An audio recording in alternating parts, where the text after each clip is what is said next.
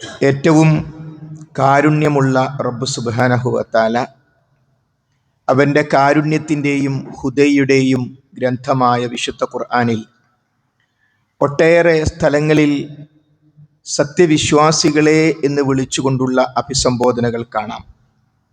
അള്ളാഹുവിലും അവൻ്റെ പ്രവാചകനിലും വിശ്വസിക്കാൻ നിർദ്ദേശിക്കപ്പെട്ട എല്ലാ കാര്യങ്ങളിലും വിശ്വസിക്കുന്ന വിശ്വാസികളെ വിളിച്ചുകൊണ്ട് റബ്ബ് സുബ്ഹാനഹു വ തആല പറയുന്ന കാര്യങ്ങൾ, അതിലേറ്റവും പ്രധാനപ്പെട്ട 61 അധ്യായമായ സൂറത്തു സഫിൽ റബ്ബ് സുബ്ഹാനഹു വ തആല 10-11 ആയത്തുകളിൽ നമ്മെ വിളിച്ചുകൊണ്ട് യാ അയ്യുഹല്ലദീന ആമനു, ഈമാനുള്ളവരെ, സത്യവിശ്വാസികളെ എന്ന് റബ്ബ് വിളിച്ച് നമ്മോട് പറയാനുള്ള കാര്യം, ഹൽ അദുല്ലുക്കും അലാ തിജാറ, ഒരു കച്ചവടത്തെപ്പറ്റി നാം നിങ്ങൾക്ക് വിവരം നൽകട്ടെയോ എന്നാണ്.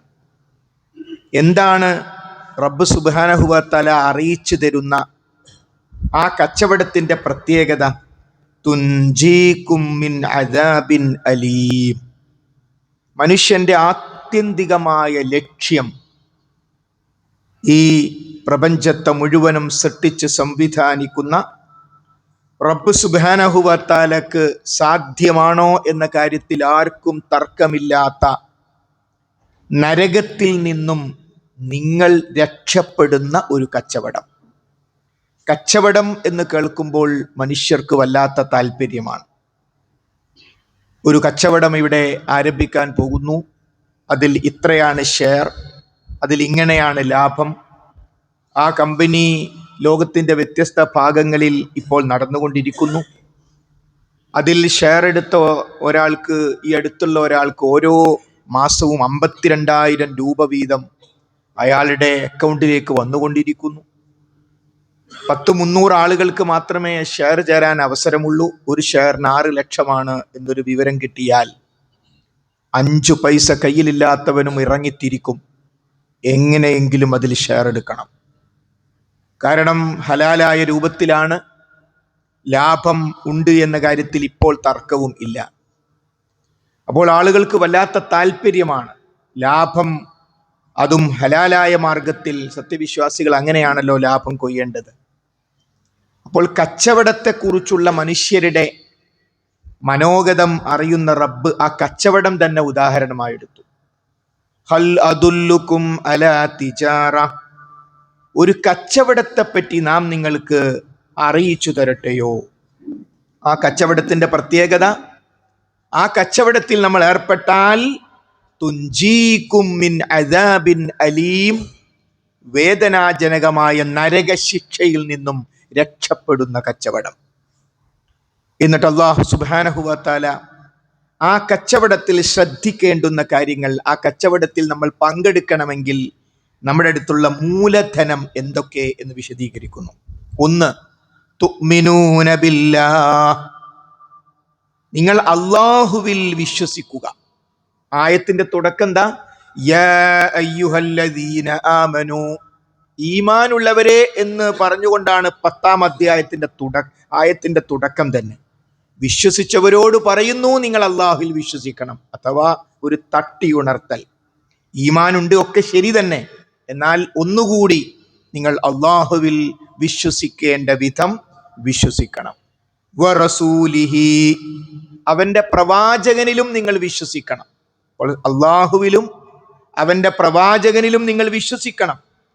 ആ വിശ്വാസം, എൻ്റെ മനസ്സിൽ ഈമാനുണ്ട്. ചില ആളുകൾ പറയും, അതൊന്നും മനസ്സിലാക്കുമ്പോഴല്ല, എൻ്റെ മനസ്സിലുണ്ട്. ആ മനസ്സിൽ വെച്ചാൽ പോരാ. ആ സത്യമാണെന്ന് മനസ്സിലാക്കിയ ഈമാൻ, അത് പുറത്തേക്ക് ചില കാര്യങ്ങൾ ചെയ്യേണ്ടതുണ്ട്. വതുജാഹിദൂന ഫീ സബീലില്ലാഹി ബിഅംവാലികും വഅൻഫുസികും, നിങ്ങൾ മനസ്സിലാക്കിയ ആ ഈമാനിൻ്റെ കാര്യങ്ങൾ, അത് അള്ളാഹുവിൻ്റെ മാർഗത്തിൽ നിങ്ങൾ ത്യാഗ പരിശ്രമങ്ങൾ നടത്തണം. ബിഅംവാലികും വഅൻഫുസികും, നിങ്ങളുടെ ധനം കൊണ്ടും നിങ്ങളുടെ ശരീരം കൊണ്ടും. അപ്പോൾ അള്ളാഹുവിലും അവൻ്റെ പ്രവാചകനിൽ വിശ്വസിക്കുകയും ധനം കൊണ്ടും ശരീരം കൊണ്ടും റബ്ബ് സുബ്ഹാനഹു വ തആലയുടെ മാർഗത്തിൽ ത്യാഗ പരിശ്രമങ്ങൾ നിങ്ങൾ നടത്തുകയും വേണം. ഇതാണ് ആ കച്ചവടം. നിങ്ങൾ ചെയ്യേണ്ട കച്ചവടം അതാണ്. എന്നിട്ട് അള്ളാഹ് പറയാണ്, ദാലികും ഖൈറുൽ ലക്കും, നിങ്ങൾക്ക് അതാണ് ഉത്തമം, നിങ്ങൾക്ക് അതാണ് നല്ലത്. ഇൻ കുന്തും തഅലമൂൻ, നിങ്ങൾക്ക് വിവരമുണ്ടെങ്കിൽ ഈ കച്ചവടത്തിൽ ഏർപ്പെടലാണ് നിങ്ങൾക്ക് നല്ലത്. അപ്പൊ സഹോദരി സഹോദരന്മാരെ, മനുഷ്യരോട് ഏറ്റവും കാരുണ്യമുള്ള റബ്ബ് സുബ്ഹാനഹു വ തആല എന്നോടും നിങ്ങളോടും പറയുന്നു, രക്ഷപ്പെടണോ, ഒരു കച്ചവടത്തിൽ ചേർന്നോന്ന്. നമ്മൾ ആ കച്ചവടത്തിൽ ഉണ്ടോ സഹോദരി സഹോദരന്മാരെ? ആ കച്ചവടത്തിൽ ഏറ്റവും പ്രധാനം, അതിലേർപ്പെടാനുള്ള ഒന്നാമത്തെ മൂലധനം അള്ളാഹുവിലുള്ള വിശ്വാസം. ഒന്നുമല്ലാത്ത അവസ്ഥയിൽ നിന്ന് റബ്ബാണ് എന്നെ സൃഷ്ടിച്ചത്. ഈ പ്രപഞ്ചത്തിനൊരു സ്രഷ്ടാവുണ്ട്. അവൻ സർവശക്തനാണ്. അവൻ എല്ലാം കേൾക്കുന്നവനും അറിയുന്നവനുമാണ്. അവൻ ഉറക്കമില്ലാത്തവനും മഴക്കമില്ലാത്തവനുമാണ്. ആ റബ്ബ് സുബ്ഹാനഹു വ തആലയിൽ ഉറച്ചു വിശ്വസിക്കുക. അവന് അറബിയിൽ, എല്ലാവർക്കും അറിയുന്ന ആ പടച്ചവന് അറബിയിൽ അൽ ഇലാഹ്, സാക്ഷാൽ ആരാധ്യൻ എന്ന അർത്ഥത്തിൽ അള്ളാഹു എന്ന് പറയുന്നു. ആ റബ്ബ് സുബ്ഹാനഹു വ തആലയിലുള്ള വിശ്വാസം, ആ റബ്ബിനെ നമ്മൾ അറിയുന്നത് നബി കരീം സല്ലല്ലാഹു അലൈഹി വസല്ലമയിലൂടെയാണ്. റസൂലുള്ള ഖുർആനും ഹദീസുമായി സ്വഹാബത്തിലേക്ക് എത്തിയത് കൊണ്ടല്ലേ നമുക്കത് മനസ്സിലാക്കാൻ സാധിച്ചത്. അതുകൊണ്ട് ആ മെസ്സഞ്ചർ മഹാനായ മുഹമ്മദ് മുസ്തഫ നബി കരീം സല്ലല്ലാഹു അലൈഹി വസല്ലമയിൽ വിശ്വസിക്കണം. എന്താ? റസൂലുള്ള അള്ളാഹുവിന്റെ പ്രവാചകനാണ് എന്നതാണ് ആ വിശ്വാസത്തിലെ ഏറ്റവും പ്രധാനപ്പെട്ട കാര്യം. അള്ളാഹുവിന്റെ പ്രവാചകനാണെങ്കിൽ റസൂലുള്ളാഹി സ്വല്ലല്ലാഹു അലൈഹി വസല്ലം എന്തു പറഞ്ഞാലും സമിഅനാ വ അതാനാ. കാരണം എന്താ? ഇൻ ഹുവ ഇല്ലാ വഹയ്യു യൂഹാ. ഹബീബ് സല്ലല്ലാഹു അലൈഹി വസല്ലം പറയുന്നത് വഹയിന്റെ അടിസ്ഥാനത്തിലാണ്. ആ വിശ്വാസം നമുക്കുണ്ടാകുമ്പോഴാണ് ആ ഒരു അവസ്ഥ നമ്മുടെ ജീവിതത്തിലേക്ക് വരിക. അപ്പൊ അള്ളാഹുവിലും പ്രവാചകലും വിശ്വസിച്ചു കഴിഞ്ഞാൽ പിന്നീട് ചെയ്യേണ്ട പ്രവർത്തനം എന്താണ്? ഞാനും നിങ്ങളും ഇന്നത്തെ ദിവസം ഈ ജുമഅക്ക് ഇവിടെ എങ്ങനെ എത്തി? നമ്മൾ എന്തുകൊണ്ട് ജുമഅക്ക് വരാത്ത അവസ്ഥയിലായില്ല? നമ്മൾ എന്തുകൊണ്ട് ഇപ്പോൾ ജുമയെ പരിഹസിക്കുന്ന അവസ്ഥയിലായില്ല? നമ്മൾ എന്തുകൊണ്ട് ഇപ്പോൾ മറ്റൊരു മതത്തിലായില്ല? നമ്മൾ എന്തുകൊണ്ട് ഇപ്പോൾ ഒരു നിരീശ്വരവാദിയായില്ല? ഇതിനൊക്കെ ചിന്തിച്ചാൽ ഉത്തരം കിട്ടുക അൽഹംദുലില്ലാ എന്നായിരിക്കും. റബ്ബ് സുബ്ഹാനഹു വ തആലയുടെ അതിമഹത്തായ തൗഫീഖ് കൊണ്ട് ഞാൻ ഇസ്ലാമിക കുടുംബത്തിൽ ജനിച്ചു. മുസ്ലിങ്ങളായ നമ്മുടെ നാട്ടിലുള്ള ബഹുഭൂരിപക്ഷം ആളുകൾക്കും കിട്ടിയ അനുഗ്രഹം ഒരു ഇസ്ലാമിക കുടുംബത്തിൽ, ഇസ്ലാമിക സമൂഹത്തിൽ ജനിച്ചു എന്നതാണ്. അതുകൊണ്ട് ഒരു ഫ്രെയിമിൽ എത്തിപ്പെട്ടു. പിന്നെ ആ ജനിച്ച ആ മതത്തെക്കുറിച്ച് പഠിച്ചാൽ മതി. അതൊരു വലിയ അനുഗ്രഹമാണ്. മുസ്ലിം സമൂഹത്തിന്റെ ഭാഗമായി ജനിച്ചു വീഴാൻ കഴിയുമ്പോൾ ചുറ്റുഭാഗത്തും കാണുന്നത് ഇസ്ലാമിന്റെ അടയാളങ്ങളും ഇസ്ലാമിന്റെ ഷിയാറുകളുമാണ്. അതൊരു വലിയൊരു അനുഗ്രഹമാണല്ലോ. അപ്പോൾ അങ്ങനെ ജനിച്ചു വീണ നാം എന്തുകൊണ്ട് ആ മതത്തിൽ ജനിച്ചു വീണു എന്ന് ചോദിച്ചാൽ, നമ്മുടെ ഓരോ നാടിന്റെ ചരിത്രമെടുത്താലും, റോഹിംഗ്യയുടെ ചരിത്രമെടുത്താൽ, ചൈനയുടെ ചരിത്രമെടുത്താൽ, അമേരിക്കൻ ഐക്യനാടുകളുടെ ചരിത്രമെടുത്താൽ, ആഫ്രിക്കയുടെ ചരിത്രമെടുത്താൽ, കേരളത്തിന്റെ ചരിത്രമെടുത്താൽ ചില പേരുകൾ നമുക്ക് കിട്ടും. അതാരാണ് ആ പേരുകൾ? നബി കരീം സല്ലല്ലാഹു അലൈഹി വസല്ലമയുടെ അനുയായികൾ, മഹാന്മാരായ സ്വഹാബികൾ. റസൂലുള്ളാഹി സ്വല്ലല്ലാഹു അലൈഹി വസല്ലമയുടെ ഹജ്ജത്തുൽ വിദാഇലെ ആ ഒരു ആഹ്വാനത്തെ 101% നെഞ്ചിലേറ്റിയിട്ട് അവർ, അഥവാ ഇവിടെ ഹാജറുള്ളവർ ഹാജറില്ലാത്തവർക്ക് എത്തിച്ചു കൊടുക്കണം. ആ ഹാജറുള്ള 10,000-കണക്കിന് സ്വഹാബികൾ മാത്രമേ ആ സന്ദർഭത്തിൽ മുസ്ലിങ്ങളായിട്ടുള്ളൂ. എല്ലാവരും അവിടെയുണ്ട്. ആ നാട്ടിൽ അവിടെ ഉള്ളവരും അവരോട് ചേർന്ന് നിൽക്കുന്നവരുമായ അതല്ലാത്ത ധാരാളം കോടിക്കണക്കിന് മനുഷ്യന്മാർ ആ സമയത്ത് എന്താണ് ഇസ്ലാം എന്നറിയാത്തവരുണ്ട്. റസൂലുള്ളാഹി സ്വല്ലല്ലാഹു അലൈഹി വസല്ലമയുടെ ആഹ്വാനം, അവിടുത്തേക്ക് ശേഷം ഇനി ഒരു പ്രവാചകൻ വരില്ല, അത് ഇസ്ലാമിന്റെ ഖാത്തബുൻ നബിയ്യൻ ആ സീല് വെച്ച് കഴിഞ്ഞു. റസൂലുള്ളയോടുകൂടി പ്രവാചകത്വ ശൃംഖല അവസാനിച്ചു കഴിഞ്ഞു. പടച്ചവാദങ്ങൾ വീണ്ടും ഇസ്ലാമിന്റെ പേരിൽ വന്നിട്ടുണ്ട്. വീണ്ടും റസൂലുള്ളാഹിക്ക് ശേഷം വീണ്ടും പ്രവാചകനുണ്ട് എന്ന് എത്രയോ കള്ളപ്രവാചകന്മാർ അതിനുശേഷം വന്നിട്ടുണ്ട്. അത്തരം ചില ആശയങ്ങൾ ഇപ്പോഴും നിലനിൽക്കുന്നു. അവർ മുഹമ്മദുർ റസൂലുള്ളയിൽ പോലും കൃത്യമായും തെറ്റിപ്പോയവരാണ്. അള്ളാഹു കാത്തു രക്ഷിക്കുമാറാകട്ടെ നമ്മയും നമ്മുടെ സഹോദരങ്ങളെയും. അപ്പോൾ റസൂലുള്ളാഹി സ്വല്ലല്ലാഹു അലൈഹി വസല്ലം യുടെ ആഹ്വാനം കേട്ട് ലോകത്തിന്റെ വിവിധ ഭാഗങ്ങളിലേക്ക് സ്വഹാബികൾ യാത്ര ചെയ്യുകയാണ്. അത് പറയുന്നത് 1500ഓളം വർഷങ്ങൾക്ക് മുമ്പാണ്. നമ്മൾ അറിയണം അന്നത്ര യാത്രാ സംവിധാനം. അവർ യാത്ര ചെയ്ത് പോകേണ്ടത് മിക്കതും കടലിലൂടെയാണ്. കടലിലൂടെ പോകുമ്പോൾ പായക്കപ്പലാണ് അവരുടെ മുമ്പിൽ ഉള്ളത്. അവർക്കറിയാം ഹബീബിന്റെ ആഹ്വാനം കേട്ട് ആ പായക്കപ്പലിൽ പോകുമ്പോൾ എങ്ങാനും മുങ്ങിപ്പോയാൽ ഷഹീദിന്റെ കൂലി കിട്ടും. ഒരു സംശയവും വേണ്ട. ഒരു പക്ഷേ പ്രത്യക്ഷമായ ഒരു കബറിൽ പോലും എത്താൻ സാധ്യമല്ല, വലിയ മത്സ്യത്തിന്റെ വയറ്റിലോ മറ്റോ ആയിപ്പോകാം. അവർക്കൊരു പ്രശ്നവുമില്ല. ഉറപ്പാണ് അവർക്ക്. റസൂലുള്ള പറഞ്ഞ പരലോകം സത്യമാണ്, നരകം സത്യമാണ്, സ്വർഗം സത്യമാണ്. അത് വെച്ചുകൊണ്ട് അവർ യാത്ര ചെയ്തു. അങ്ങനെ നാടിന്റെ വ്യത്യസ്ത ഭാഗങ്ങളിൽ അവരെത്തി. ഞാനും നിങ്ങളും ഇപ്പോൾ ഇവിടെ മുസ്ലിങ്ങളായിരിക്കുമ്പോൾ കൊടുങ്ങല്ലൂരിൽ വന്നുപെട്ട നമ്മുടെ സഹോദരങ്ങൾ നമ്മൾ ചരിത്രത്തിന്റെ ഭാഗമായി ഓർക്കുന്നു. അവർ അവിടെ എത്തി. സഹോദരി സഹോദരന്മാരെ, ഒന്നുകൂടി നമ്മൾ ചിന്തിച്ചു നോക്കൂ. എന്തായിരിക്കും ജീവൻ പണയം വെച്ചുകൊണ്ട് 2 ഹറമുകൾ വിട്ട് അവരെന്തിനാ യാത്ര ചെയ്തത്? നമ്മളൊക്കെ സാധാരണ മക്കയിലും മദീനയിലും പോയാൽ ആളുകൾ ചിന്തിക്കും, ഓ ഇവിടെ ഞാൻ ഒരു വീടുണ്ടായിരുന്നെങ്കിൽ, ഒരു ഒരു ജോലിയെങ്കിലും ഈ മക്കയിലോ മദീനയിലോ ഉണ്ടെങ്കിൽ എല്ലാ സമയത്തും ഇങ്ങനെ ജമാഅത്ത് നിസ്കാരത്തിന് ഹറമിൽ വരാലോ, 1,00,000 ഇരട്ടി കൂലി കിട്ടുമല്ലോ, ഇനി മദീനത്താണെങ്കിൽ 1000 ഇരട്ടി കൂലി കിട്ടുമല്ലോ എന്ന് ചിന്തിക്കുകയും പറയുകയും ചെയ്യാത്ത ആരുണ്ടാവില്ല. പക്ഷേ മഹാന്മാരായ സ്വഹാബികൾ ആ കൂലി ഒഴിവാക്കിയിട്ടാണ് യാത്ര ചെയ്തത്. അവർക്ക് ആ കൂലി അവിടെ കിട്ടൂലേ, പക്ഷെ അവർ യാത്ര ചെയ്തു. ആ യാത്ര ചെയ്തത് വിഡ്ഢിത്തമാണോ സഹോദരി സഹോദരന്മാരെ? ഒരിക്കലും അല്ല. അവർ ഭയങ്കര ബുദ്ധിമാന്മാരാണ്. അവരെ പ്രേരിപ്പിച്ചത് എന്താ? ഹൽ അദുല്ലുക്കും അലാ തിജാറ, ഒരു കച്ചവടത്തെ പറ്റി നാം നിങ്ങൾക്ക് പറഞ്ഞു തരട്ടെയോ? തുഞ്ചീകും മിൻ അദാബിൻ അലീം, വേദനാജനകമായ നരകശിക്ഷയിൽ നിന്നും നിങ്ങൾക്ക് രക്ഷ കിട്ടുന്ന കച്ചവടം. തുഅ്മിനൂന ബില്ലാഹി വറസൂലിഹി, അല്ലാഹുവിലും അവന്റെ പ്രവാചകനിലും നിങ്ങൾ വിശ്വസിക്കുക. വതുജാഹിദൂന ഫീ സബീലില്ലാഹി ബിഅംവാലികും വഅൻഫുസികും, നിങ്ങളുടെ ശരീരം കൊണ്ടും നിങ്ങളുടെ ധനം കൊണ്ടും നിങ്ങൾ അള്ളാഹുവിന്റെ മാർഗത്തിൽ ത്യാഗ പരിശ്രമങ്ങൾ അഥവാ ജിഹാദ് നടത്തുക. അതാ അവർ നടത്തിയത്. ജിഹാദ് അവിടുന്ന് സ്വന്തം കുടുംബവും നാടും ഒക്കെ വിട്ടങ്ങോട്ട് യാത്ര ചെയ്യാണ്.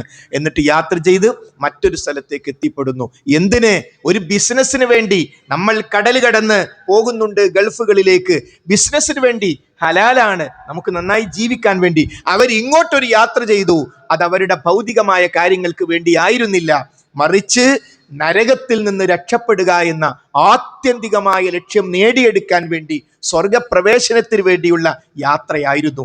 ഹറമുകളും 1,00,000 ഇരട്ടിയും 1000 ഇരട്ടിയും ജമാഅത്തിന്റെ കൂലി ഉപേക്ഷിച്ചവർ വരുമ്പോ അവർക്ക് കൃത്യമായ ബോധ്യമുണ്ട് ലാഭക്കച്ചവടാണ്. അതെങ്ങനെ ഹറമ് വിട്ടിട്ട് ലാഭക്കച്ചവടം അറിയുമോ? 35,000 ആളുകൾ നമ്മുടെ നാട്ടിൽ നിന്ന് ഹജ്ജിന് വേണ്ടി ഈ വർഷം പോകുമ്പോൾ, കഴിഞ്ഞ ഓരോ വർഷവും എത്ര പേർ ഹജ്ജിന് പോയി, ഓരോ ആഴ്ചയും എത്ര പേർ ഉംറക്ക് പോയിക്കൊണ്ടിരിക്കുന്നു. ഇതിന്റെ മുഴുവൻ കൂലി ആ സ്വഹാബത്തിനുള്ളതാണ്. അള്ളാഹു നൽകുമാറാകട്ടെ. എന്തേ അവർ ഉംറ പോകാൻ കാരണം? അവർ മുസ്ലിങ്ങളായതുകൊണ്ടാ. ഈ പ്രാവശ്യം ആയിരക്കണക്കിന് ആളുകൾ ഹജ്ജിന് പോകാൻ കാരണം അവർ മുസ്ലിങ്ങളായതുകൊണ്ടാ. അവർ മുസ്ലിങ്ങളായത് അവരിവിടെ വന്നതുകൊണ്ടാ. അതാ പറഞ്ഞത്, ഹറമുകളുടെ 1,00,000 ഇരട്ടി കൂലി ഒഴിവാക്കി വരുമ്പോൾ ഇവിടെയുള്ള നമ്മൾ ഈ ജുമയ്ക്ക് പങ്കെടുക്കുമ്പോൾ നമ്മൾ മുസ്ലിങ്ങളാകാൻ കാരണക്കാരായി തീർന്നവർക്ക് ഈ ജുമഅന്റെ കൂലിയിൽ നിന്ന് കിട്ടുകയാണ്. അപ്പോൾ എത്ര വലിയ കച്ചവടമാണ് മഹാന്മാരായ സ്വഹാബത്ത് ഏറ്റെടുത്തത്. അത് അവർക്ക് മാത്രമുള്ള ആയത്താണോ ഇത്? അല്ല, നമുക്കുമുള്ള ആയത്താണ്. നമ്മളോടും റബ്ബ് പറയാണ്, ഇപ്പൊ ജീവിച്ചിരിക്കുന്ന, ഇനി ഒരു പ്രവാചകൻ വരില്ല എന്ന് ഉറപ്പുള്ള നമ്മളോടും റബ്ബ് പറയാണ്, തുഞ്ചീകും മിൻ അദാബിൻ അലീം, നേരെ വേദനാജനകമായ നരകശിക്ഷയിൽ നിന്ന് രക്ഷപ്പെടുന്ന ഒരു കച്ചവടത്തെ പറ്റി നിങ്ങൾക്ക് നാം പറഞ്ഞു തരട്ടെ ഒന്ന്. ആ കച്ചവടത്തിൽ നമ്മളും പ്രവേശിക്കണം. അത് പ്രവേശിക്കുമ്പോൾ നമ്മൾ ശ്രദ്ധിക്കേണ്ടുന്ന കാര്യമാണ് റബ്ബ് സുബ്ഹാനഹു വ തആല.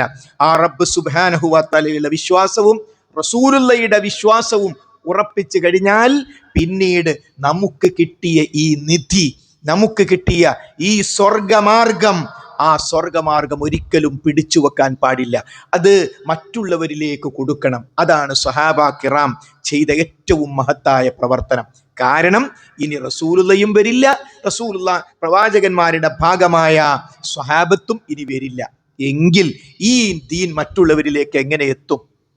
കണ്ണൂരിലും പരിസര പ്രദേശങ്ങളിലും നമ്മളൊക്കെ ജീവിക്കുന്ന സ്ഥലത്ത് എത്രയോ മുസ്ലിങ്ങളല്ലാത്ത ആളുകളുണ്ട്. മുസ്ലിങ്ങളിൽപ്പെട്ട ആളുകൾ തന്നെ അവർ മുസ്ലിങ്ങളായി ജനിച്ചു, അവർ പാവങ്ങളാ, അവർക്ക് ഖുർആൻ എന്താണെന്ന് അറിയില്ല, അവർക്ക് ഹദീസ് എന്താണെന്ന് അറിയില്ല, ഖുർആനും ഹദീസും എന്താണ് പറയുന്നത് എന്നും അറിയില്ല. പലരും അവരെ ചൂഷണം ചെയ്യുന്നു. എന്നിട്ട് അവർക്ക് ദീൻ പറഞ്ഞു കൊടുക്കാതെ അവരുടെ വിശ്വാസത്തെ ചൂഷണം ചെയ്ത് ആളുകൾ ജീവിക്കുകയാണ്. അങ്ങനെയുള്ള ഒരു അവസ്ഥയിൽ ഇത് യഥാർത്ഥത്തിൽ ഇതാണ് ദീൻ. ലാ ഇലാഹ ഇല്ലല്ലയുടെ അർത്ഥം ഇതാണ്, റസൂലുള്ളാഹി പഠിപ്പിച്ചത് ഇതാണ്. ഇതൊന്നും ഇസ്ലാമിന്റെ പേരിൽ ചെയ്യാൻ പറ്റാത്ത കാര്യങ്ങളാണ്. ഇതൊക്കെ ആര് പറഞ്ഞു കൊടുക്കും? ആര് പറഞ്ഞു കൊടുക്കും? അവിടെയാണ് ചോദ്യം, നമ്മളോട് ചോദ്യം. ഒരു കച്ചവടത്തിന് തയ്യാറുണ്ടോ? ഹൽ അദുല്ലുക്കും അലാ തിജാറ, ഒരു കച്ചവടം നാം നിങ്ങൾക്ക് അറിയിച്ചു തരട്ടെയോ എന്ന് അള്ളാഹുവിന്റെ ചോദ്യം. ആ ദീനുമായി ബന്ധപ്പെട്ട പരലോക വിജയത്തിന് വേണ്ടിയുള്ള ആ കച്ചവടത്തിൽ സഹോദരി സഹോദരന്മാരെ നമ്മൾ പ്രവേശിക്കണം. അതിനെന്താ ചെയ്യേണ്ടത്? അവർ എന്ത് ചെയ്തോ അത് നമ്മളും ചെയ്യണം. ബല്ലിഗു അന്നി വലൗ ആയ, നബി കരീം സല്ലല്ലാഹു അലൈഹി വസല്ലമയുടെ ഉപദേശമാണ്. ബല്ലിഗു അന്നി വലൗ ആയ, ഒരായത്താണോ നിങ്ങൾക്ക് എന്നിൽ നിന്ന് കിട്ടിയത്, അത് നിങ്ങൾ മറ്റുള്ളവർക്ക്, ഒരൊറ്റ ആയത്ത് അത് നിങ്ങൾ മറ്റുള്ളവർക്ക് എത്തിച്ചു കൊടുക്കുക. അപ്പോൾ സഹോദരി സഹോദരന്മാരെ, പലരും പറയും, അല്ല ഇവിടെ ഇപ്പോൾ കുറേ ആൾക്കാർ ഇങ്ങനെ മുസ്ലിങ്ങൾ അല്ലാത്തൊരു ജീവിക്കുന്നുണ്ടല്ലോ, ഓരൊക്കെ മരിച്ചാൽ ഓർക്ക് സ്വർഗം കിട്ടുമോ? ഒരു നരകത്തിലെത്തുമ്പോൾ ഓർക്ക് ഈ സന്ദേശം എത്താതെ പടച്ചു, അതാ പ്രശ്നം. ഇത് ഇവിടെയുള്ള അമുസ്ലിങ്ങളൊക്കെ നരകത്ത് പോവോ സ്വർഗത്ത് പോവോ? അത് ചോദിക്കുന്നതിന് മുമ്പ് ഒരു ബാധ്യത ഇവിടെ അല്ലേ? ഇവിടെയുള്ള മുഴുവൻ അമുസ്ലിങ്ങൾക്കും ഇസ്ലാം എന്താണ് എത്തിച്ചു എന്ന് പറഞ്ഞു കൊടുക്കാനുള്ള ബാധ്യത ആർക്കാണ്? ആരെങ്കിലും ഇവിടെ ആകാശത്ത് നിന്ന് കെട്ടി ഇറങ്ങാണ്ടോ? ഇല്ല. ഇവിടെ ജീവിച്ചിരിക്കുന്ന മുസ്ലിങ്ങളുടെ ബാധ്യതയാണ്. ഈ ഗ്രന്ഥം നിങ്ങളുടേതു കൂടിയാണ്. ഹുദൻ ലിന്നാസ്, വിശുദ്ധ ഖുർആനെ പറ്റി അല്ലാഹ് പറഞ്ഞു, ജനങ്ങൾക്കുള്ള മാർഗദർശനം. മുസ്ലിങ്ങൾക്ക് മാത്രമുള്ള മാർഗദർശനമായി ചുരുക്കരുത്. മുസ്ലിങ്ങളടക്കം മുഴുവൻ ജനങ്ങൾക്കുമുള്ള മാർഗദർശനമാണ് വിശുദ്ധ ഖുർആൻ. അപ്പോൾ ഈ വിശുദ്ധ ഖുർആനിന്റെ സന്ദേശം നമ്മുടെ തൊട്ടടുത്തിരിക്കുന്ന നമ്മുടെ അമുസ്ലിം സഹോദരന് പറഞ്ഞു കൊടുക്കാൻ, സഹോദരിക്ക് പറഞ്ഞു കൊടുക്കാൻ, ഈ നാട്ടിലുള്ള മുഴുവൻ ആളുകൾക്കും അത് എത്തിച്ചു കൊടുക്കുക എന്നത് നമ്മളുടെ ബാധ്യതയാണ്. അതോടൊപ്പം കൈയും കാലും ഉടലും നെഞ്ചു വരേണ്ട തലല്ല, ബാക്കിയൊക്കെ ഉണ്ട് റെഡി, തല വെച്ചു കൊടുത്താൽ മതി. എന്ത് പറഞ്ഞാൽ നിസ്കാരമുണ്ട്, നോമ്പുണ്ട്, ഖുർആനുണ്ട്, ഒക്കെ ഉണ്ട്. പക്ഷേ തലല്ല എന്ന് പറഞ്ഞാൽ ഈ ഖുർആനും ഹദീസും ഒക്കെ പഠിപ്പിക്കുന്ന ഇതില്ല ജീവിക്കുന്നത്. അഥവാ ഇസ്ലാമിന്റെ അടിത്തറ എന്ന് പറഞ്ഞാൽ, സൈദ്ധാന്തികമായ അടിത്തറ എന്ന് പറഞ്ഞാൽ ഏകദൈവ ആരാധനയാണ്. ആ ഏകദൈവ ആരാധനക്ക് വിരുദ്ധമായി മുസ്ലിം സമൂഹം വിശ്വസിക്കുക, മുസ്ലിം സമൂഹം നീക്കൊണ്ടിരിക്കുക എന്ന് പറയുമ്പോൾ ആ തലക്ക് പ്രശ്നമുണ്ട്. അതൊന്ന് ക്ലിയർ ആക്കി കൊടുക്കുന്നുണ്ട്. ലോകം നിയന്ത്രിക്കുന്നത് ഖബറിൽ മരിച്ചെടുക്കുന്ന മനുഷ്യന്മാരാണ് എന്ന് പറയുക, പ്രസംഗിക്കുക, പാടുക, അതിലേക്ക് ജനങ്ങളെ ക്ഷണിക്കുക. മനസ്സിലായില്ല? ആ തരത്തിൽ വിശ്വാസപരമായ തനി അബദ്ധത്തിലേക്ക് നമ്മുടെ ഈ പള്ളി നിൽക്കുന്നതിൻ്റെ തൊട്ടപ്പുറത്ത് നമുക്ക് കാണാൻ പറ്റും ഒരു ജാറം. ആ ജാറത്തിൽ അവിടെ നിലവിളക്ക് വെക്കുന്നുണ്ട്, വിളക്ക് കത്തിക്കും. മഴ പെയ്താൽ പിന്നെ കെട്ടുവോ? അത് കെടാതിരിക്കാൻ തൻ്റെ ഖബറിന്റെ മുകളിൽ വെച്ചിരിക്കുന്ന ആ തിരി മഴ പെയ്യുമ്പോൾ കെടാതിരിക്കാനുള്ള കഴിവ് പോലും ആ ഖബറിൽ മരിച്ചെടുക്കുന്ന ആൾക്കില്ല. അവിടെ പർദ്ദട്ട സ്ത്രീകളൊക്കെ വന്നിട്ട് ഇങ്ങനെ നിലവിളക്ക് കൊളുത്തും. ലോകത്ത് ഏതെങ്കിലും ഒരു മുസ്ലിം പള്ളിയിൽ നിലവിളക്കുണ്ടോ? ഏതെങ്കിലും ഒരു മുസ്ലിം പള്ളിയിൽ നിലവിളക്കുണ്ടോ? ഇല്ലല്ലോ. പിന്നെ എങ്ങനെ നമ്മുടെ നാട്ടിൽ അത് വന്നു? അപ്പോൾ പച്ചയായ വിഗ്രഹാരാധന, നിറം പച്ചയാണെങ്കിൽ പിന്നെ ഇസ്ലാമാണെന്ന ചില ആൾക്കാരുടെ വിചാരം. അതുകൊണ്ട് ഖബറിന്റെ മുകളിൽ ഒരു പച്ച അങ്ങോട്ട് വിരിച്ചാൽ പിന്നെ അത് മുസ്ലിമായി. കാവ്യാണെങ്കിൽ വേറുള്ള ആൾക്കാർ ഇതായി. പച്ചയായി നബി കരീം സല്ലല്ലാഹു അലൈഹി വസല്ലം കൃത്യമായി പഠിപ്പിച്ച ജൂത ക്രൈസ്തവ വിഭാഗത്തിൽ വന്നിട്ടുള്ള ആ ഖബർ ആരാധന, ഖബർ പൂജ മുസ്ലിം സമൂഹത്തിൽ നമുക്ക് വ്യക്തമായി കാണാൻ സാധിക്കുന്നു. അതിൽ നിന്ന് അവരെ രക്ഷപ്പെടുത്തിയാൽ അവർക്ക് നിലവിൽ നിസ്കാരമുണ്ടേ, നോമ്പുണ്ട്, ഖുർആൻ അംഗീകരിക്കുന്നു, പ്രവാചകൻ അംഗീകരിക്കുന്നു. പക്ഷെ ഖുർആനും സുന്നത്തും പറഞ്ഞ ഏറ്റവും പ്രധാനപ്പെട്ട കാര്യത്തിനെതിരിൽ കാലൊന്ന് വെച്ചു കുത്തിയാൽ, കുട്ടി കിണറ്റ് പോവുകയാണെങ്കിൽ അള്ളാഹ് നല്ല വിളിക്കുക, പടച്ചോന്റെ ഒരു പടപ്പിനെയാ വിളിക്കുക, അള്ളാന്റെ പടപ്പിനെയാ വിളിക്കുക. അത് പറ്റി അലൈസല്ലാഹു ബികാഫിൻ അബ്ദഹു, അള്ളാഹുവിന്റെ അടിമക്ക് അല്ല പോരേ? വിശുദ്ധ ഖുർആന്റെ ചോദ്യമാണ്. അല്ല, ആ കുട്ടിയെ രക്ഷപ്പെടുത്താൻ അള്ളാഹ്ക്ക് കഴിയില്ലേ? അപ്പോൾ വിളിക്കുന്ന ആ സന്ദർഭത്തിൽ പോലും പ്രാർത്ഥിക്കുന്നത് റബ്ബല്ലാത്തവരെയാണ്. എന്നിട്ട് മഹാന്മാരായ ബദരീങ്ങളെ തള്ളിപ്പറയുക, മഹാന്മാരായ ഉഹുദീങ്ങളെ തള്ളിപ്പറയുക, മരണപ്പെട്ടു പോയ മുഹയ്യിദ്ദീൻ ഷെയ്ഖ് അടക്കമുള്ള ആളുകളെ തള്ളിപ്പറയുക. അവർ പഠിപ്പിച്ചതിന് നേർവിരുദ്ധം. അവർ പഠിപ്പിച്ചത് നീ ചോദിക്കുകയാണെങ്കിൽ അള്ളാഹുവിനോട് ചോദിക്കണം, നീ സഹായം തേടുകയാണെങ്കിൽ അള്ളാഹുവോട് സഹായം.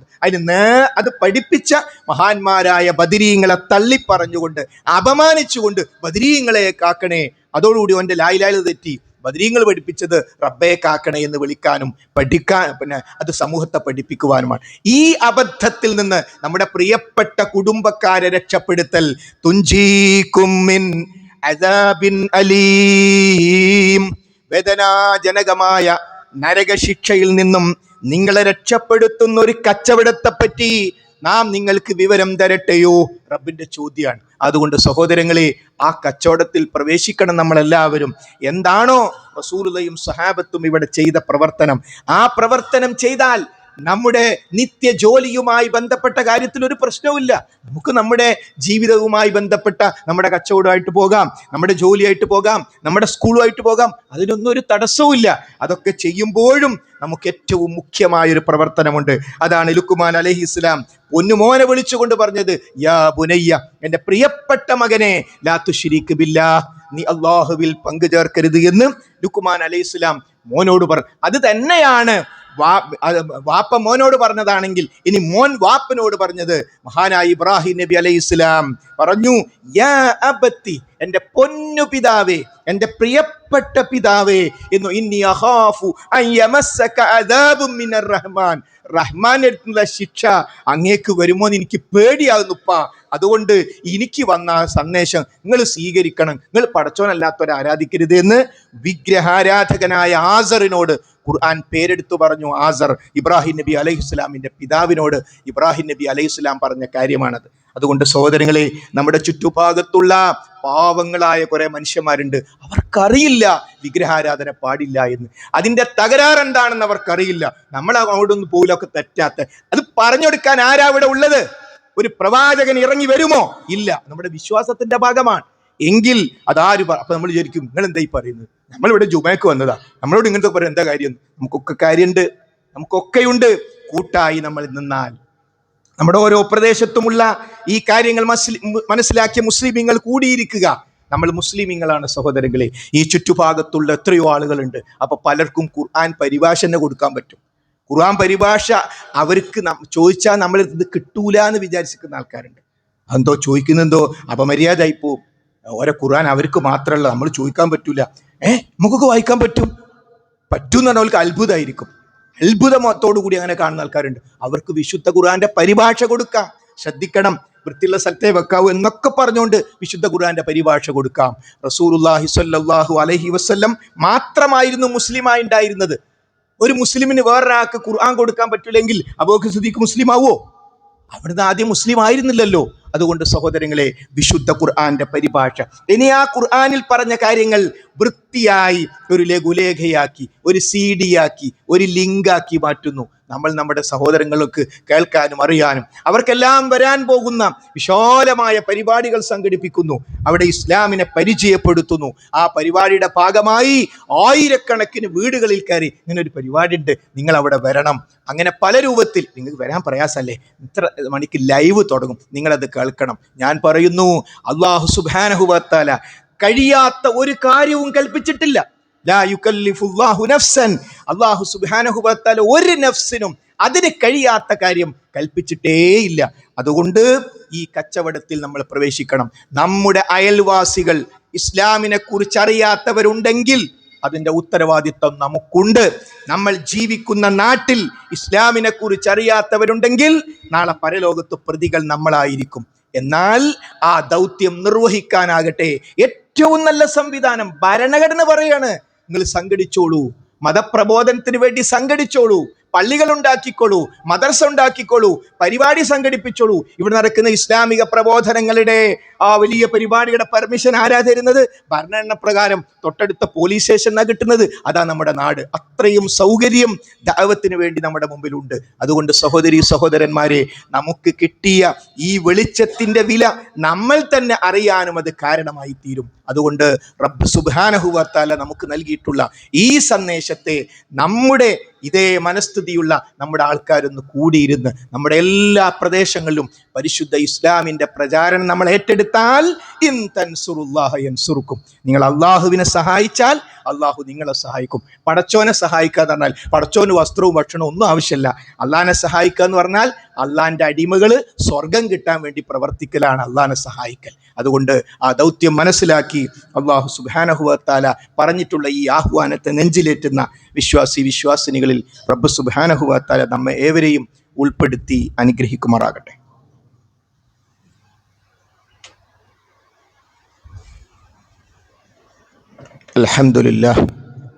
അൽഹംദുലില്ലാഹി റബ്ബിൽ ആലമീൻ വസ്സലാത്തു വസ്സലാമു അലാ റസൂലിഹിൽ അമീൻ വഅലാ ആലിഹി വസ്സഹ്ബിഹി അജ്മഈൻ. അമ്മാ ബഅദ്. ഒരിക്കൽ കൂടി റബ്ബ് സുബ്ഹാനഹു വ തആലയുടെ നിയമനിർദ്ദേശങ്ങൾ ശ്രദ്ധിക്കണം, സൂക്ഷിക്കണമെന്ന് ഓർമ്മപ്പെടുത്തുകയാണ്. സഹോദരി സഹോദരന്മാരെ, മുസ്ലിം സമൂഹം അനുഭവിക്കുന്ന എല്ലാ പ്രശ്നങ്ങളുടെയും അടിസ്ഥാനപരമായ പരിഹാരം കിടക്കുന്നത് റബ്ബിൻ്റെ സഹായത്തിലാണ്. ചിലർ പറയും, ഇങ്ങനെ ആകെ ഇന്ത്യയിലൊക്കെ പ്രശ്നം ഇങ്ങനെ കിടക്കുമ്പോൾ നിങ്ങളിങ്ങനെ അങ്ങോട്ടും ഇങ്ങോട്ടും തർക്കിക്കുക, ഇവിടെ മുസ്ലിങ്ങൾ ഇവിടെ നിലനിൽക്കുന്നതാണ് അവിടുത്തെ ചർച്ച. ആ സമയത്ത് പഠിച്ചോനല്ലാത്തവരെ വിളിക്കാൻ പറ്റുമോ? ഇതൊക്കെ അപ്പങ്ങളെ ചർച്ച എന്നാ ചിലർ ചോദിക്കുന്നത്. സഹോദരങ്ങളെ, ഒരു മനുഷ്യന് ഈ ലോകത്തുനിന്ന് വിട പറഞ്ഞിട്ടുള്ള ജീവിതമല്ലേ ഏറ്റവും പ്രധാനം. അവിടെ എത്തുമ്പോൾ ഇതിൽ തകരാറ് പറ്റിയ സ്വർഗം കിട്ടുമോ? ലാ ഇലാഹ ഇല്ലല്ലാഹ് തെറ്റിയ സ്വർഗം കിട്ടുമോ? അതുകൊണ്ട് ഫാഷിസം ശക്തിപ്പെടുമ്പോൾ ഇത് വേഗം പറഞ്ഞു കൊടുക്കണം. കാരണം എപ്പോഴും മരണപ്പെട്ട ആൾക്കാർ, അപ്പൊ മരിച്ചു പോകുമ്പോൾ കലിമ ചൊല്ലിയിട്ട് മരിക്കണമെങ്കിൽ ഈ വിഷയം പറഞ്ഞു കൊടുക്കണം. ശ്രദ്ധിക്കണേ, റബ്ബിന് മാത്രം കൊടുക്കേണ്ടത്, റബ്ബല്ലാത്ത ഒരാൾക്കും കൊടുക്കരുത്. കൊടുത്താൽ കലിമത്ത് തൗഹീദ് തെറ്റി. പിന്നെ ഇവിടുന്ന് ഫാസത്തിന്റെ കുത്തും, പരലോകത്തെത്തിയാൽ പിന്നെ ഖബറിൽ ശിക്ഷയും, രണ്ടും കൂടി ശിക്ഷയിപ്പോ.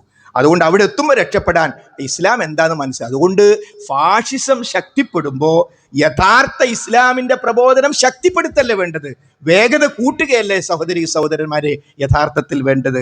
ഒരു പ്രാർത്ഥന നമ്മുടെ എല്ലാവരുടെയും ജീവിതത്തിൽ ഉണ്ടാകേണ്ട ഒരു പ്രാർത്ഥന.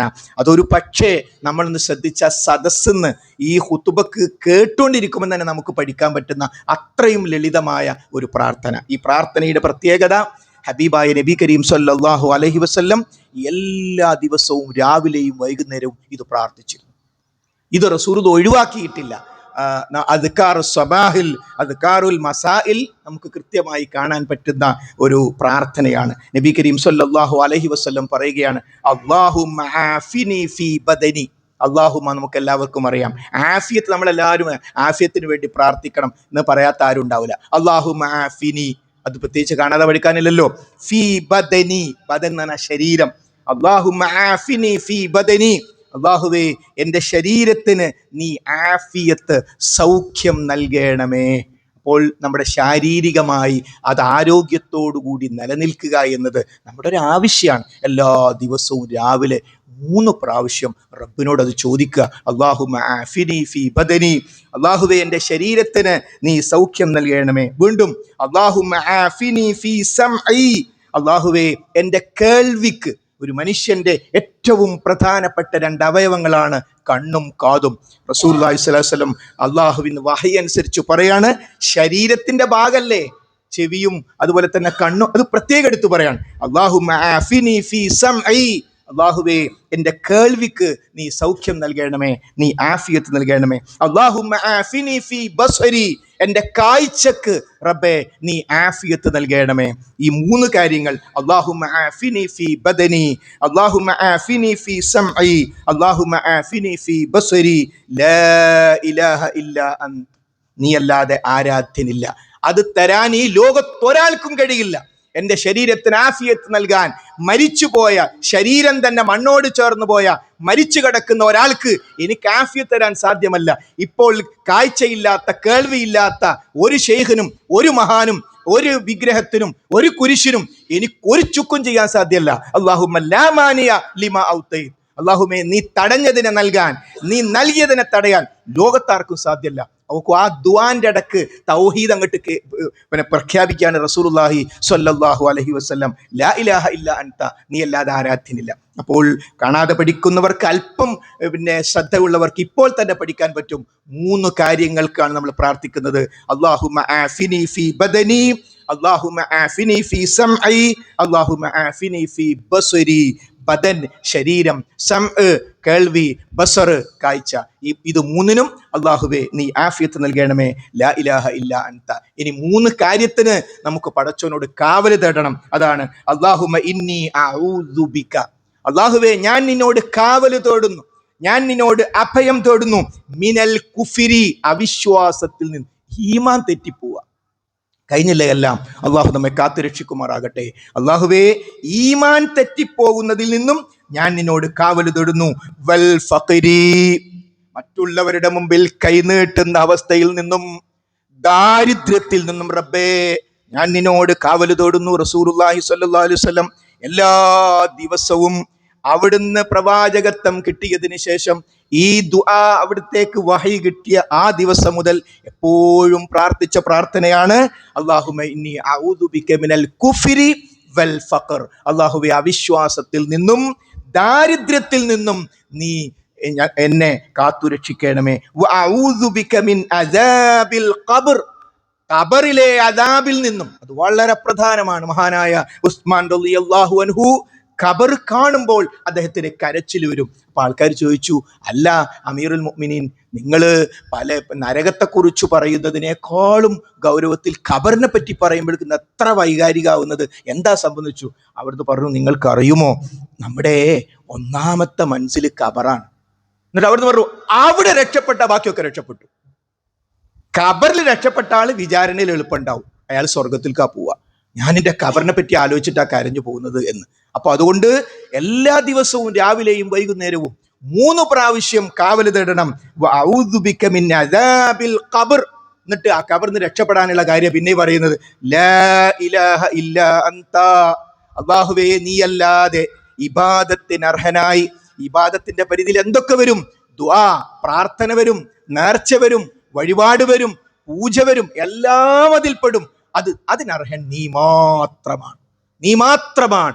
ഒരു നിലവിളക്കും ഞാൻ കൊളുത്തൂല, ഒരു വിഗ്രഹത്തിന്റെ മുമ്പിലും ഞാൻ കൊടുക്കൂല, ഒരു ഭണ്ഡാരത്തിലും ഞാൻ പൈസ ഇടൂല. അത് റബ്ബിന്റെ ഇബാദത്ത് മറ്റുള്ളവരിലേക്ക് തിരിക്കുന്ന ലാ ഇലാഹ ഇല്ല അൻത. നോക്കൂ, ആ ദുആന്റെ 2 സ്ഥലത്ത് ഫിറ്റ് ചെയ്തു കൊടുത്തു, ലാ ഇലാഹ ഇല്ല അൻത. മഹാനായ മുഹയ്യിദ്ദീൻ ഷെയ്ഖ് റഹ്മത്തുള്ളാഹി അലൈഹി പറഞ്ഞതുപോലെ, കൈഫ തഖൂലു ലാ ഇലാഹ ഇല്ലല്ലാഹ്, നിങ്ങൾ എങ്ങനെയാണ് ലാ ഇലാഹ ഇല്ലല്ലാഹ് പറയുന്നത്? വഫീ ഖൽബിക കം ഇലാഹ്, നിങ്ങളുടെ മനസ്സുകളിൽ എത്ര ഇലാഹുകളാണ്. അപ്പം ആൾക്കാർ ഇങ്ങനെ ലാ ഇലാഹ ഇല്ലല്ലാഹ് പറയുകയും ചെയ്യും, അല്ലാത്തവരോട് പ്രാർത്ഥിക്കുകയും ചെയ്യും. അതുകൊണ്ട് ഏറ്റവും വലിയ യോഗ്യതയാണ് തൗഹീദിൽ അടിയുറച്ചു നിൽക്കുക എന്നത്. ഈ ദുആ സഹോദരങ്ങളെ, ഒന്നും വേണ്ട, ജുമ കഴിഞ്ഞിട്ട് നേരെ പ്ലേ സ്റ്റോറിൽ പോവുക, ജമീൽ ആപ്പ്, ജമീൽ ഒരു ആപ്പ് ഇപ്പം ആരും എടുക്കണ്ട. ജുമാന്റെ സമയത്ത് ഫോൺ ഉപയോഗിക്കുമ്പോൾ പ്രത്യേകം പറഞ്ഞാണ്. കഴിഞ്ഞ ആഴ്ച അത് പറഞ്ഞപ്പോൾ പല ആൾക്കാരും അത് വളരെ ശ്രദ്ധിച്ചു. അവർക്കൊക്കെ അള്ളാഹു ബറക്കത്തും റഹ്മത്തും നൽകുമാറാകട്ടെ. അങ്ങനെ ഒരു തെറ്റായ രീതി വരുന്നുണ്ട്. ജുമയ്ക്ക് ഇങ്ങനെ വരിക, എല്ലാം വാട്സപ്പ് ഇങ്ങനെ ക്ലിയർ ആക്കുക, എന്നിട്ട് ഇവിടെ നരകം പറയുമ്പോൾ അവിടെ ചിരിക്കുക. കാരണം അറിയോ, ഓൻ അവിടെ കണ്ടെന്തോ ചിരിക്കേണ്ട മെസ്സേജാണ് ഇവിടെ നരക പറയുന്നത്. അതുകൊണ്ട് ആ ഒരു അവസ്ഥ ഒരു പള്ളിയിലും നമ്മുടെ നാട്ടിലെ ഒരു മഹലിലും ജുമയ്ക്ക് വന്നിട്ട് അള്ളാന്റെ ദിക്റിന്ന് മാറിപ്പോകുന്ന ആ മൊബൈലിലേക്കുള്ള പോട്ടി. ഇനി ആകെ മൊബൈലൊന്നും എടുക്കാത്ത സ്ഥലം നിസ്കാരം. ഇപ്പൊ നിസ്കാരത്തിൽ എടുക്കാൻ തുടങ്ങും ആൾക്കാർ. ചില ആൾക്കാർ നേരെ പ്രത്യക്ഷമായിട്ട് ഇങ്ങനെ വെക്കുക, നിസ്കരിക്കുമ്പോൾ കാണാൻ വേണ്ടി ആരായി വിളിക്കുന്നത്. അത്ര അപകടത്തിലും അത്ര അശ്രദ്ധയിലുമാണ്. അള്ളാഹു നമ്മെ കാത്തുരക്ഷിക്കുമാറാകട്ടെ. അതുകൊണ്ട് സഹോദരി സഹോദരന്മാരെ, ആ ജമീൽ ആപ്പിൽ പോവുക, എന്നിട്ട് നമ്മളത് ഇൻസ്റ്റാൾ ചെയ്ത് കഴിഞ്ഞാൽ നമുക്ക് അത്യാവശ്യം വേണ്ട കാര്യങ്ങളൊക്കെ നമുക്ക് ബസ്സിലിരുന്ന് കാറിലിരുന്ന് ആ ജമീൽ ആപ്പിലേക്ക് പോയാൽ സ്വഹീഹായ ദിക്റുകളും അതുപോലെ തന്നെ പ്രാർത്ഥനകളും എല്ലാം അതിൽ ക്രോഡീകരിച്ചിട്ടുണ്ട്. ആ സംവിധാനം നമ്മൾ ഉപയോഗപ്പെടുത്തുക. റബ്ബ് സുബ്ഹാനഹു വ തആല ഹിദായത്തിൽ ജീവിച്ച് ഹിദായത്തിൽ തന്നെ മരണപ്പെടാനുള്ള തൗഫീഖ് നമുക്കും നമ്മുടെ കുടുംബങ്ങൾക്കും നമ്മുടെ ബന്ധപ്പെട്ട എല്ലാവർക്കും നൽകി അനുഗ്രഹിക്കുമാറാകട്ടെ. നാം അനുഭവിക്കുന്ന വ്യക്തിപരവും കുടുംബപരവും സാമൂഹ്യപരവുമായ എല്ലാ വിപത്തുക്കളിൽ നിന്നും അല്ലാഹു സുബ്ഹാനഹു വ തആല